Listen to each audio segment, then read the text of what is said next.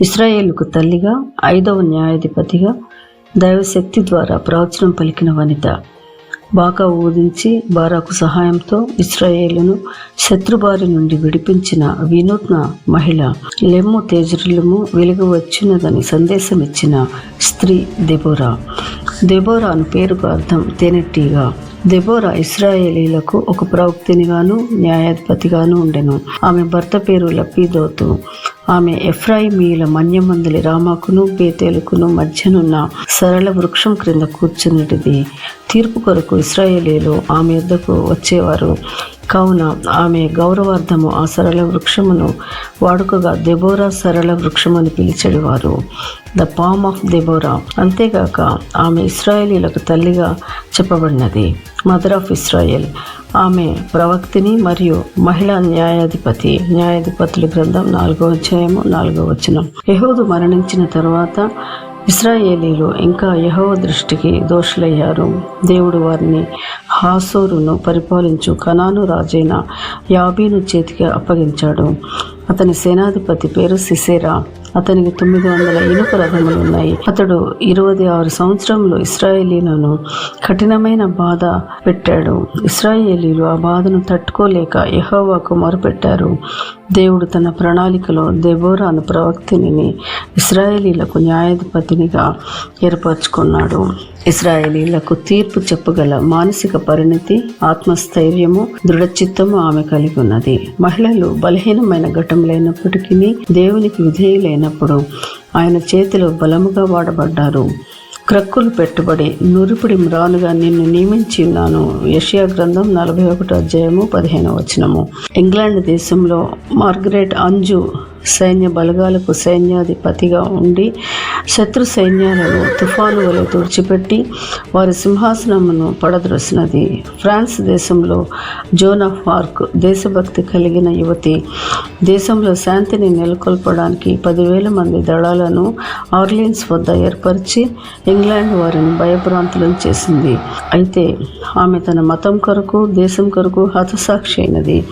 ఆమె కాలిపోయి దేశం కొరకు బూడిదగా మిగల్చబడినది.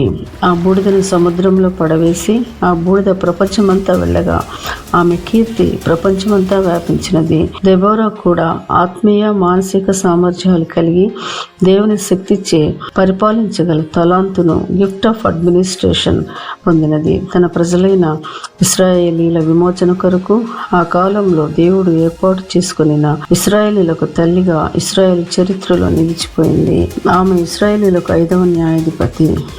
ఆమె భర్త అయిన లపీదోతు పేరుకు తగినట్లుగా ప్రకాశించి వెలుగై దెబోరాను ప్రోత్సహించడంలోనూ సహకరించడంలోనూ తన వంతు సహాయాన్ని అందించాడు. అతడు మోషే కంటే సాత్వికుడుగా ఉన్నాడని వార్టన్ గారు తన ప్రఖ్యాతి చెందిన మహిళలు అనే పుస్తకంలో వ్రాశారు.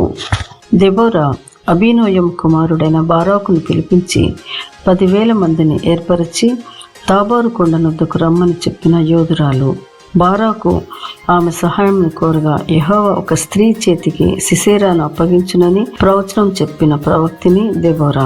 ఇది దేవుని శక్తి ద్వారా ఆమె చెప్పగలిగినది. దేవుని సన్నిధిలో కనిపెట్టడం ద్వారా చెప్పబడిన ప్రవచనం ఇశ్రాయేలీల క్షేమార్థం నెరవేరినది. దేవుడు ఇశ్రాయేలీలకు శత్రువైన సిసేరాను యాయేలు అనే స్త్రీకి అప్పగించాడు. న్యాయాధిపతుల గ్రంథం 4వ అధ్యాయము 22వ వచనం. ఇశ్రాయేలీలందరూ విజయోత్సాహంతో గంతులు వేయగా ఆ దినాన దెబోరాయు అబీనోయం కుమారుడైన బారాకు ఈ కీర్తన పాడారు. న్యాయాధిపతుల గ్రంథం 5వ అధ్యాయము 12వ వచనం. ఇశ్రాయేలీలలో యుద్ధశాలులు ధైర్యం కనపరచిరి, ప్రజలు సంతోషముగా సిద్ధపడిరి. యెహోవాను స్తుతించుడి.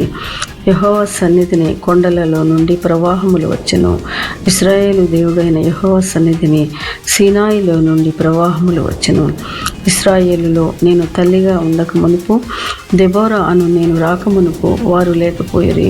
దెబోరా మేలుకొనుము, మేలుకొనుము, బారాకు కీర్తన పాడుము. తన జీవితంలో దేవుని చిత్తమంతయు నెరవేర్చిన సాధ్వి దెబోరా.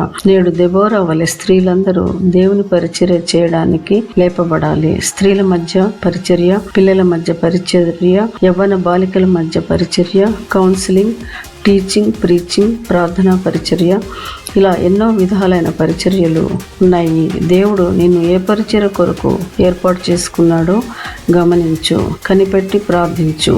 ఉపవాస ప్రార్థన ద్వారా దేవుని చిత్తాన్ని తెలుసుకుని లెమ్ము, తేజరిల్లుము, నీకు వెలుగు వచ్చి ఉన్నది, యెహోవా మహిమ నీ మీద ఉదయించెను. యెషయా గ్రంథం 60వ అధ్యాయము 1వ వచనం. ఈ ఛానల్ మీకు నచ్చినట్లయితే లైక్ చేయండి, సబ్స్క్రైబ్ చేయండి, ఇతరులకు షేర్ చేయండి.